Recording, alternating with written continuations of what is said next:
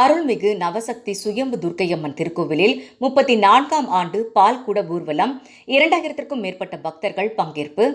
சென்னை குரோம்பேட்டை லட்சுமிபுரம் ஏரிக்கரை பகுதியில் உள்ள அருள்மிகு நவசக்தி சுயம்பு துர்க்கையம்மன் திருக்கோவிலில் 34ஆம் ஆண்டு பங்குனி உத்திர பால் திருமுழுக்கு திருவிழா பால்குட ஊர்வல நிகழ்ச்சி தாம்பரம் மாநகராட்சி துணை மேயர் கோ காமராஜ் தலைமையில் நடைபெற்றது. நடைபெற்ற நிகழ்ச்சியில் சுமார் 2000க்கும் மேற்பட்ட பக்தர்கள் பால்குடம் எடுத்து அம்மனை வழிபட்டனர். முன்னதாக குரோம்பேட்டை பாலாஜி மருத்துவமனை அருகிலிருந்து புறப்பட்டு லட்சுமிபுரம் ஏரிக்கரை பகுதியில் உள்ள அருள்மிகு நவசக்தி சுயம்பு துர்க்கை அம்மன் திருக்கோவிலில் வந்தடைந்தது.